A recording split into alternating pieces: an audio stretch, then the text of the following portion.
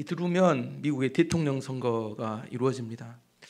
우리나라 대통령 선거도 아닌데 1년 동안 미국에 누가 대통령이 되는지에 따라서 전 세계의 주식시장과 경제 상황이 급등급락을 하는 일이 있었습니다.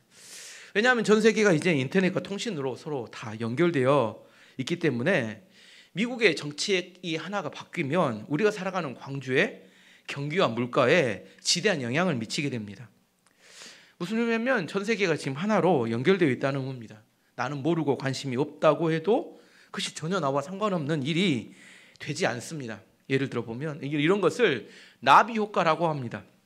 기상학에서 처음으로 발견한 이론인데 남미 브라질에서 나비가 날개짓을 하면 작은 바람이 일어나는데 이게 어떤 과정을 거쳐서 이게 미국의 텍사스에 돌풍을 일으키는 원인이 된다는 이론이 나비 효과입니다.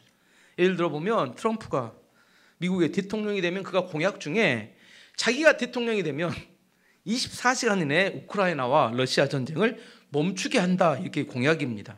이게 무슨 의미냐면 왜 우크라이나에서 전쟁이 발생했는데 미국의 세금 수백조를 그 전쟁에 써야 하는지 의문을 제기하면서 미국 우선주의를 바라는 유권자들의 표심을 공략하는 공약입니다. 만약 이 논리대로 트럼프가 대통령이 된다면 남한과 북한이 전쟁이 터졌을 때 왜 한국 전쟁에 미군들이 와서 생명을 바쳐야 하고 왜 미국의 많은 세금을 한국에 쏟아야 되는지 의문을 제기하면서 남한을 포기해버릴 수도 있는 그런 정책을 말합니다. 이게 이제 미국에서 생긴 나비 효과가 우리에게 미치는 영향이죠. 반대로 나비 효과는 대한민국에서 하는 작은 날개짓이 미국이라는 큰 나라를 변화시킬 수 있습니다. 지난주 있었던 광화문의 동성애 반대 200만 연합 집회 때 미국의 커버넌트 신학교의 명예총장인 브라이언 채플 목사가 와서 설교를 했습니다. 지금 미국은 도덕적 타락과 가정 해체로 깊숙이 병들어 있고 이런 한국의 기도의 불길이 미국까지 영향이 미쳐지기를 간절히 그분이 기도하셨습니다. 미국은 대표적인 기독교 나라지만 동성애를 차별하면 이미 벌을 받게 되는 포괄적 차별금지법이 제정이 돼버렸어요. 그래서 미국에서 이 법이 제정되기 전에 한국같이 많은 그리스도인들이 함께 기도하며 뜨겁게 그걸 반대했어야 되는데 미국은 그럴 지금 현재 기독교의 신앙이 못 됩니다. 미국은 조금씩 미국 크리스찬 수가 줄어들고 있고 특별히 젊은이의 숫자도 급격히 줄어들고 있다고 합니다. 우리나라보다 훨씬 심각합니다. 미국 교회 80% 이상은 60대 이상이라고 합니다.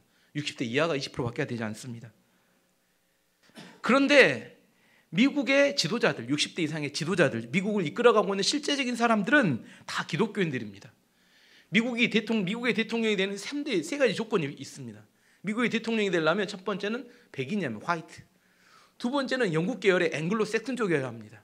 세 번째는 프로테스탄트, 이 기독교인이어야 합니다. 이게 와스프라고 미국의 대통령이 되는 세 가지 조건을 말합니다. 그래서 미국의 지도자가 되기 위해 지도자 계층이 되려면 반드시 기독교인이 되는 게 필수 조건입니다.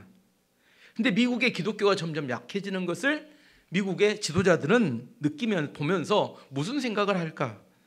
전 세계 선교와 복음 전파를 위해서 아직도 뜨거운 믿음을 가지고 있는 나라나 민족이 있다면 그들을 지켜야 되겠다 이런 생각을 한다는 겁니다.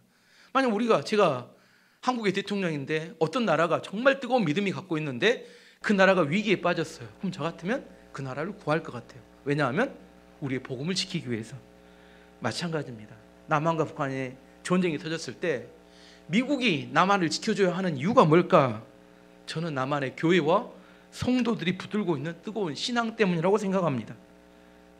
동성애 반대를 위해서 100만 이상이 모여서 함께 뜨겁게 기도할 수 있는 나라.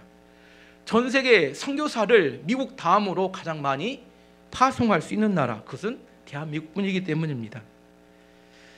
아직 이번 이렇게 동성애 반대 집회를 통해서 아직 한국 기독교가 살아있음을 보여주는 집회였고 전 세계 많은 그리스도인들이 이 집회에 관심을 갖고 있는 그런 예배였습니다. 소돔과 고모라가 불심판을 받을 때 아브라함이 그걸 위해 중보기도 했어요. 의인 10명이 만약 소돔과 고모라에 있다면 하나님 그 죄인들과 함께 의인도 함께 심판하시겠습니까? 이게 아브라함의 질문이었습니다. 하나님께서 대답하시기를 만약 의인이 10명만 있다면 내가 소돔과 고모라를 심판하지 않겠다, 이렇게 하나님이 말씀하셨습니다. 에레미야 5장 1절 말씀 보시면, 에레미야 5장 1절 말씀 보시면 제가 읽어드릴게요.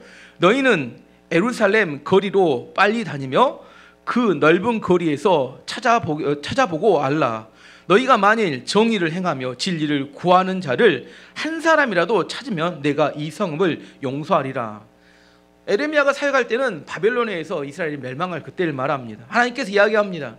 다 거룩하는 것을 원하는 게 아니라 단 한 사람이라도 바른 신앙을 가지고 그 땅에서 믿음을 가지고 살아간다면 내가 그 한 사람 보고 그 예루살렘 성을 용서하겠다. 왜냐하면 그 한 사람이 다른 사람에게 복음을 전할 수 있고 그 한 사람을 통해서 그 성이 회복될 수 있다는 소망이 있기 때문입니다. 많은 사람들이 대한민국을 헬조선이라고 외치며 한국에 살기가 얼마나 힘든지를 이야기합니다. 그래서 주식시장에 사는 이런 말이 있어요. 국장 탈출은 지능순이다. 한국 주식시장이 투자하는 사람들이 너무 불리한 조건이 많아서 수익을 내기도 힘들고 수익을 내도 세금으로 너무 많이 가져가기 때문에 지능이 높을수록 빨리 국장을 탈출한다는 그 서학 개미들의 이야기입니다. 이런 상황에 한국 정치인들을 보면 마음이 답답해집니다. 트럼프 보면 느낌이 일단은 탐욕적이라는 생각이 듭니다. 이기적이에요. 성격도 문제가 많이 있어 보입니다. 근데 그 사람이 최소한 뭘 할 줄 아냐면 자국의 국민의 이익을 위해서 정치를 한다는 겁니다.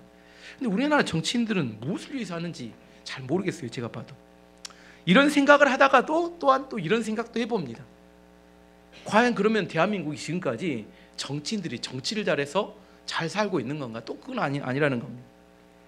고등학교 때 이런 글을 쓰다가 이렇게 설교를 작성하다가 이상화 시인이 있었던 그 지금 남의 땅 빼앗긴 들에도 봄은 오는가, 그 일제시대 일제강점기 때 한국의 독립을 간절히 바라는 마음으로 썼던 시가 생각나는데, 그래 지금보다 그때가 훨씬 절망적이고 힘들었지만 그들의 마음 가운데 희망을 가지고 봄을 기다리고 인내온 민족이 우리 민족인데 그런 생각이 듭니다. 조선 말에 고종 재임 때 우리나라에 들어왔던 선교사가 언더우드 선교사인데, 언더우드 선교사의 기도가 유명하죠. 그의 기도문의 뒷부분을 읽어보면 이렇습니다. 한번 읽어보면 조선의 마음이 보이지 않습니다. 그러나 순종하겠습니다. 겸손하게 순종할 때 주께서 일을 시작하시고 그 하시는 일을 우리들의 영적인 눈이 볼 수 있는 날이 있을 줄 믿나이다. 믿음은 바라는 것들의 실상이요 보지 못하는 것들의 증거니라고 하신 말씀을 따라 조선의 믿음의 앞날을 볼 수 있게 될 것을 믿습니다. 지금은 우리가 황무지 위에 맨손으로 서 있는 것 같사오나, 지금은 우리가 서양귀신 양귀자라고 손가락질을 받고 있사오나 저들이 우리의 영혼과 하나인 것을 깨닫고 하나님의 하늘나라의 한 백성 한 자녀임을 알고 눈물로 기뻐할 날이 있음을 믿나이다. 위기는 항상 있었던 것 같아요. 위기는 우리가 살아가는 모든 순간에 위기가 없었던 건 아닙니다. 위기의 순간은 우리로 하여금 희망보다는 절망을 더 커 보이게 만듭니다. 하지만 절망을 뛰어넘는 믿음이 있으면 절망보다 희망에 더 크게 반응하게 됩니다. 정치인들 봐도 희망이 안 보이고, 삼성전자 같은 대기업을 봐도 희망이 안 보이고, 학교 교육을 보면 더 답답하고, 과연 우리 다음 세대에 전해줄 만한 희망이 뭐가 있을까 하는 그런 생각을 합니다. 다시 이제 본문으로 돌아와서 사도 바울은 로마 교회에 있는 성도들에게 자기가 앞으로 할 선교 사역에 대해서 소개를 하고 비전을 이야기합니다. 22절에서 24절까지 말씀 보면, 그러므로 또한 내가 너희에게 가려 하던 것이 여러 번 막혔더니 이제는 이 지방에 일할 곳이 없고 또 여러 해 전부터 언제든지 사바나로 갈 때에 너희에게 가기를 바라고 있었으니, 이는 지나가는 길에 너희를 보고 먼저 너희와 사귐으로 얼마간 기쁨을 가진 후에 너희가 그리로 보내주기를 바람이라. 이게 한국말이 너무 어려워서 쉬운 성경으로 다시 한번 읽어드리겠습니다. 내가 여러 차례 여러분에게 가려고 했으나 가지 못한 이유가 바로 여기 있습니다. 그런데 이제는 이 지역에서 더 이상 내가 일할 만한 곳이 없고 또 여러 해 전부터 여러분에게 가기를 원했으므로 스페인으로 가는 길에 여러분을 방문하여 잠시 여러분과 함께 지내면서 기쁨을 나누다가 여러분의 도움을 받아 스페인으로 가기를 소원합니다. 사도 바울이 로마로 가려고 했지만 여러 사역이 바빠서 못 갔다가 이제 앞으로 본인은 스페인에 가서 복음을 전하고 선교하기 원하는데 그 전에 여러분과 함께 들려서 잠시 교제하다가 여러분이 후원해 주는 기도와 물질로 스페인 선교를 하기 원합니다. 그게 아까 이야기했던 이야기 내용입니다. 21세기 지금 비행기 타고 스페인에 가서 복음 전하는 것도 쉽지 않습니다. 근데 그 당시 1세기에는 어떻게 해요? 걸어서 스페인까지 가서 복음을 전해야 되는데 이게 얼마나 위험한 일이겠습니까?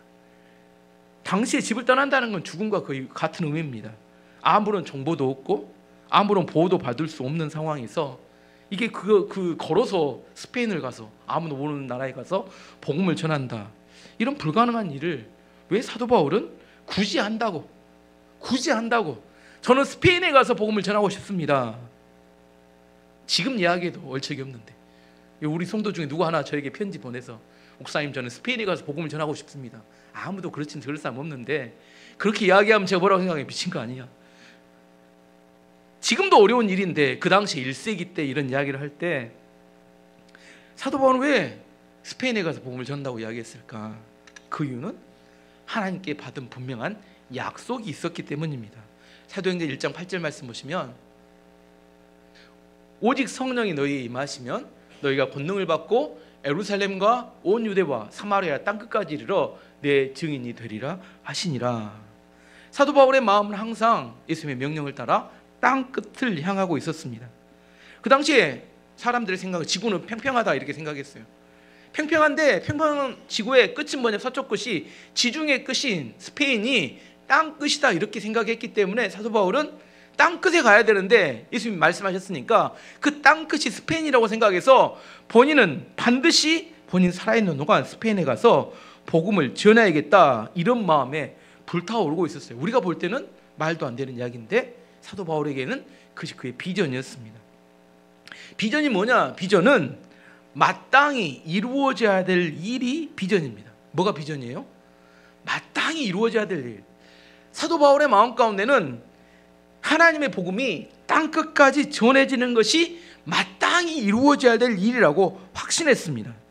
그래서 로마 성도들에게 이야기합니다. 자기는 복음을 전하기 위해서 스페인을 가야 하는데 여러분이 기도와 물질로 후원해 주기를 바랍니다. 두 번째 사도 바울이 또 이야기했던 이야기는 스페인에 가기 전에 자기는 예루살렘에 가서 해야 될 일이 있다고 이야기합니다. 25절에서 28절까지 말씀 보시면 그러나 이제 내가 성도를 섬기는 일로 예루살렘에 가노니 이는 마게도냐와 아가야 사람들이 예루살렘 성도 중 가난한 자들을 위하여 기쁘게 얼마를 연보하였습니다. 저희가 기뻐서 하였거니와 또한 저희는 그들에게 빚진 자니 만일 이방인들이 그들의 영적인 것을 나눠 가졌으면 육적인 것으로 그들을 섬기는 것이 마땅하니라. 그러므로 내가 이 일을 마치고 이 열매를 그들에게 확증한 후에 너희에게 들렀다가 서바나 스페인으로 가리라. 이것도 말이 어려우니까 쉬운 성경으로 다시 한번 보겠습니다. 그러나 지금은 예루살렘에 있는 성도들에게 구제 헌금을 전하러 예루살렘에 가는 길입니다. 그것은 마게도냐와 아가야 사람들이 예루살렘에 있는 가난한 성도들을 도우려고 기쁜 마음으로 구제 헌금을 마련하였기 때문입니다.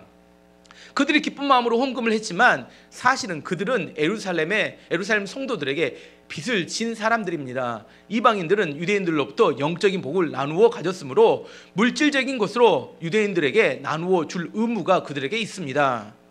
그래서 나는 예루살렘에 있는 가난한 성도들에게 돈을 가져다 주는 일을 마치려 합니다. 유대인들은 이방인들이 주는 이 열매를 받을 것이라고 나는 확신합니다. 이 일을 다 마친 뒤에 여러분에게 들렀다가 스페인으로 가려고 합니다. 예루살렘 당시에는 큰 기근이 들었습니다. 예루살렘의 가난한 성도들은 먹을 것이 없는 고통을 당하고 있었어요. 그래서 그리스에서 전도되었던 이 새로 개척된 마게도니아 지역과 아가야의 교회 성도들이 구제연금을 거뒀어요. 그래서 예루살렘에 있는 성도들에게 이렇게 보내는데 그 구제연금을 전달하는 역할을 사도 바울이 하기로 했습니다.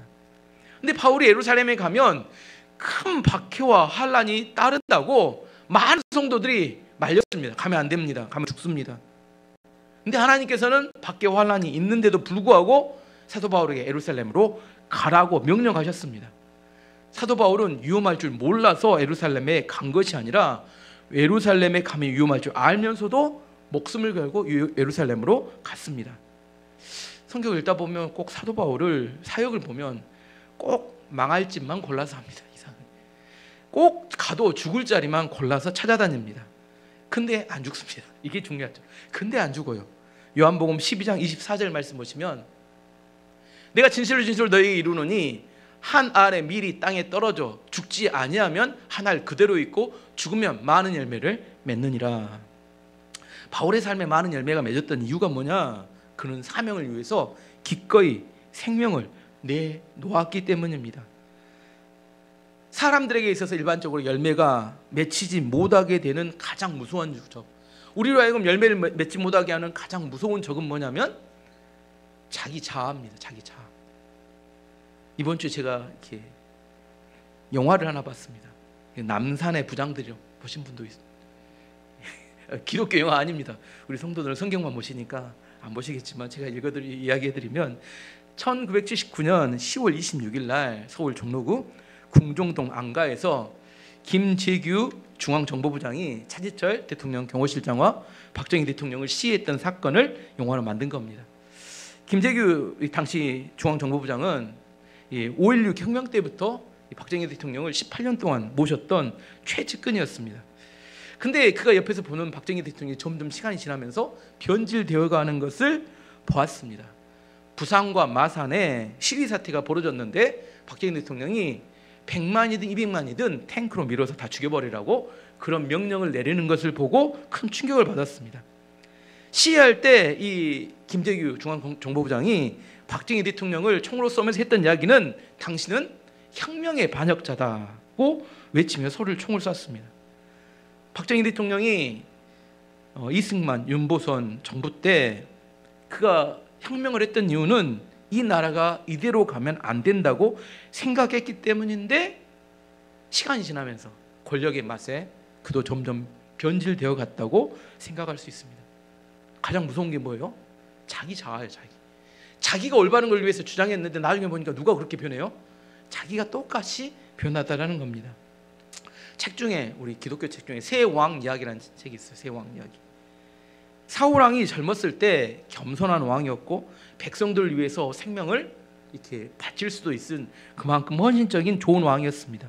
근데 이 사람도 똑같이 권력의 맛을 본 이후에 왕자를 지키기 위해서 왕자에게 자기 왕권에 가장 유업이 되는 다윗을 죽이기 위해서 혈안이 됩니다. 다윗은 사울 왕의 군대를 피하여 15년 동안 도망칩니다. 많은 죽을 고비를 넘겼습니다. 근데 다윗에게 사울 왕을 죽일 만한 절호의 찬스 두 번이 옵니다. 한 번은 사울 왕이 잠자고 있는데 천막하게 들어가서 죽일 수 있는 기회가 왔습니다. 두 번째는 사울 왕이 사막 지역에서 동굴에서 용변을 보고 있는데 그 뒤에 다윗과 그 부하가 있었고 죽일 수 있는 기회가 왔어요. 두 번 다 부하가 말합니다. 하나님께서 죽일 수 있는 사울 왕을 죽일 수 있는 절호의 기회를 주셨습니다. 제가 가서 죽일 테니까 허락해 주십시오. 이렇게 이야기합니다. 그때 다윗은 죽이지 말라고 명령합니다. 그때 다윗이 뭐라고 합니까? 하나님께서 기름 부은 자를 죽이면 안 된다. 이 책에서 세 왕이 나와요. 세 왕. 세 왕은 누구일까요? 첫 번째는 사울 왕, 두 번째는 다윗 왕, 세 번째는 다윗의 마음속에 사울 왕을 죽이기를 원했던 다윗의 자아를 세 번째 왕이라고 이야기합니다. 사울 왕, 다윗 왕, 다윗의 마음속에 사울 왕을 죽이기 원했던, 쿠데타를 일으키기 원했던 다윗의 자아. 그때 그 책은 말합니다. 다윗이 죽였던 것은 사울 왕이 아니라 자기의 마음속에 사울 왕을 죽이기를 원했던 자기 자아를 죽였다. 그리고 자아를 죽이고 하나님 말씀에 순종했다. 하나님께서 기름 부음 받은 자를 죽이면 안 된다. 다윗의 이런 하나님 말씀에 대한 순종은 다윗의 후손들 20명이 남유다의 왕이 되는 기간 중에 한 번도 쿠데타가 일어나지 않았습니다. 그 이유는 다윗이 순종했던 그 말씀을 백성과 신하들이 항상 기억했다고 성경이 이야기합니다. 뭐라고요? 하나님께서 기름 부음 받은 자를 죽여서는 안 된다. 이걸 누가 기억해요? 남유다의 백성과 신하들이 기억합니다. 다윗이 쿠데타를 일으키기 원했던 자기 자아를 죽임으로 자기 후손들을 지킨 것이라고 생각할 수 있습니다. 우리는 때로는 하나님 말씀에 순종하는 것이 어리석어 보입니다. 하나님 말씀에 순종하면 세상에서는 바보가 되는 것처럼 생각합니다. 하지만 하나님 말씀에 순종하는 그것이 가장 지혜롭고 현명한 선택인 것을 알아야 합니다. 다시 본문으로 돌아와서 사도 바울은 로마의 성도들에게 자기는 스페인에 가서 선교 사역을 하기를 원하고 예루살렘에 가서 구제헌금을 전달하는 위험한 사역에 하고 싶은데 이걸 하고 싶다고 이야기합니다. 근데 이것을 어떻게 하면 성공하고 완수할 수 있을까? 위험한 사역을 우리에게 제가 볼 때는 그때 당시로 보면 거의 1% 미만의 성공 확률이 있는 그런 사역이었습니다. 사도 바울의 사역 성공의 방법은 뭐였을까요? 제목에 나와 있습니다. 기도가 그의 사역 성공의 방법이었습니다. 사람은 위기에 빠지고 사람이 어려운 일을 당하면 그 사람의 진짜 실력이 무엇인지 얼마나 되는지 알 수 있습니다. 마치 학생들이 시험 보기 전에는 뭐예요? 다 아는 것 같아요. 자기 공부한 데서. 근데 시험을 딱 봐보면 몰랐던 것이 너무 많았던 것을 그때 압니다. 그 점수를 통해서 그 학생의 실력을 알게 됩니다. 그러면 학생들은 어떻게 하면 자기의 점수, 좋은 점수를 받을 수 있을까요? 어떻게 하면? 공부를 열심히 하겠다는 막연한 계획으로 좋은 점수를 받을 수 없습니다. 계획만 거창하면. 누가 도와주지 않았다고 원망하는 걸로 좋은 점수를 받을 수 없습니다. 학생들이 꼭 엄마가 새벽 4시에 깨워주라고 했는데 안 깨워줬다고 난리칩니다. 매일 어느 집마다 있는 일입니다. 자기 늦잠 자놓고 엄마가 안 깨워줘서 그런다고. 공부를 해서 실력을 올리는 것이 중요합니다. 실력이 쌓이면 시험 점수는 그 결과일 뿐입니다. 시험은 우리의 실력을 테스트하는 그냥 테스트일 뿐입니다. 우리 인생도 마찬가지입니다. 초등학교 때, 중학교 때, 고등학교 때, 대학교 때, 직장을 다닐 때, 결혼해 살아갈 때, 자녀를 낳아 기를 때, 갱년기를 지난 노년의 삶을 살아갈 때 등등등 자기 인생에 살아갈 때마다 이겨내고 해결해야 될 과제들이 있습니다. 그때마다 성공적으로 그 과제를 잘 수행해내고 좋은 열매를 맺기 위해서는 실력이 있어야 합니다.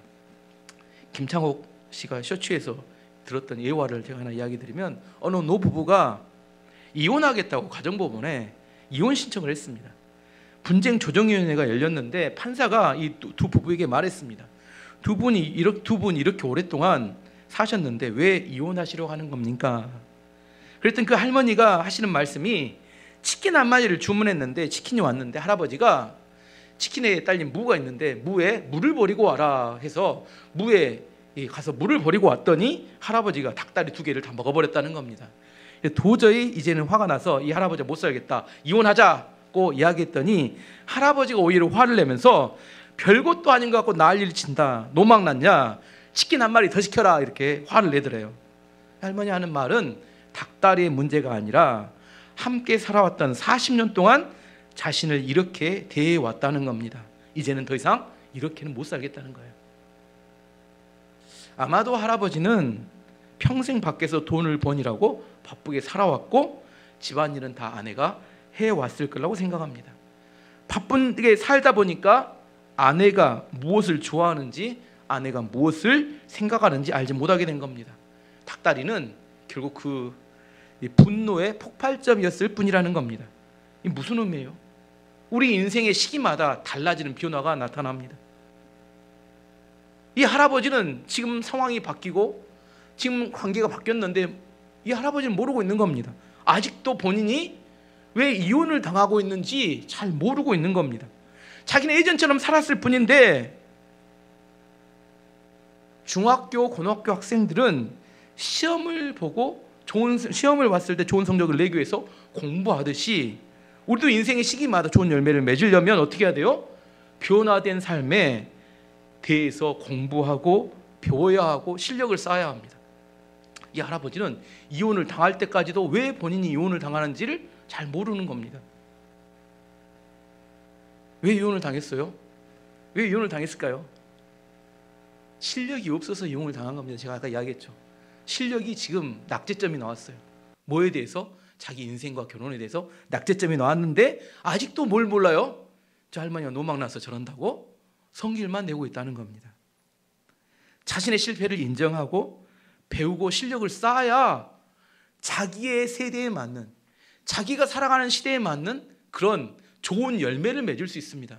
초등학생, 중학생, 고등학생, 대학생, 직장인, 결혼하고 난 다음에 자녀를 양육하고 나중에 노년이 되었을 때마다 자기가 해결해야 될 각자의 과제와 문제와 풀어야 될 숙제가 있다는 겁니다. 다 시험 보고 있어요, 우리는. 아닌가요? 근데 거기서 성공적으로 열매를 맺는 사람이 있고 그 시험에서 낙제하는 사람들이 있다니까요. 이혼을 당해도 본인이 왜 당한지를 모르고 자기 인생이 무너지는데도 왜 무너진지 모를 수 있습니다. 뭐 해야 돼요? 뭐 해야 한다고요? 실력이 필요하다니까요. 바울은 스페인 선교와 예루살렘 구제 사역을 위해서 지금 가장 필요한 게 기도라는 것을 알았습니다. 그래서 로마의 성도들에게 기도를 간곡히 부탁합니다. 30절에서 32절까지 기도 부탁하는 이야기를 쉬운 성경으로 봐보면, 성도 여러분, 우리 주 예수 그리스도와 성령의 사랑으로 여러분에게 부탁합니다. 내가 기도하듯이 여러분들도 하나님께 간절히 기도해 주시기를 바랍니다. 32절, 31절. 유대에 사는 믿지 않는 사람들에게서 나를 구해달라고 기도해 주시고 내가 예루살렘으로 가져가는 구제 헌금을 그곳 성도들이 기쁘게 받을 수 있도록 기도해 주십시오. 그렇게 되면 나는 하나님의 뜻을 따라 기쁜 마음으로 여러분에게 가서 여러분과 함께 쉴 수 있을 것입니다. 기도 제목은 세 가지였습니다. 내가 유대로 가서 믿지 않는 자들에게 박해를 받을 것인데 그 박해 때 구해달라고 기도해 주시고, 예루살렘에 가져갈 구제 헌금을 그 예루살렘 성도들이 잘 기쁘게 받아줄 수 있도록, 이방인이 준 거라고 거절하지 않고 받아줄 수 있도록 기도해 주시고, 그 사역 이후에 그 사역을 잘 마치고 로마에 와서 여러분들과 좋은 기쁨의 교제를 나눌 수 있도록 기도해 주십시오. 이렇게 기도 제목을 부탁한 겁니다. 아직 이루어진 일은 아무도 없어요. 사실은 이게 다 응답되고 이루어졌습니다. 오늘 설교 제목처럼 기도는 미래를 바꾸는 힘이 있습니다. 다른 말로 우리의 삶에 대한 애언적인 능력이 있습니다. 우리가 마음을 쏟아서 기도한다는 것은 먼저 그곳에 마음이 가는 걸 말하는 겁니다. 예를 들어 스페인의 선교를 위해서 중보기도 한다는 것은 우리의 마음이 이미 스페인에 가서 그곳에 있는 앞으로 믿을 성도들에게 생각하면서 기도하고 있는 것이 중보기도입니다. 예루살렘의 구제 사역을 위해서 기도한다는 것은 이미 사도 바울의 마음이 예루살렘에 가서 불신자들의 박해 가운데 예루살렘 성도들에게 그 구제 헌금을 전달하는 것을 마음에 새기면서 기도하는 것을 말하는 겁니다. 그때를 생각하면서 중보 기도하는 것은 애언적인 삶의 모습입니다. 이런 중보 기도를 통해서 먼저 그곳에 가 있게 되면 그곳에 발생할 수 있는 수없이 많은 사건들을 미리 준비할 수 있게 됩니다. 에베소 6장에 보면 우리가 영적 전쟁을 할 때 전신갑주를 취해서 준비하고 무장할 것을 말합니다. 그때 무장 중에 마지막 무장의 무기가 기도라고 말합니다. 에베소 6장 18절 말씀 보시면 모든 기도와 간구를 하되 항상 성령 안에서 기도하고 이를 위하여 깨어 구하기를 항상 힘쓰며 여러 성도를 위하여 구하라.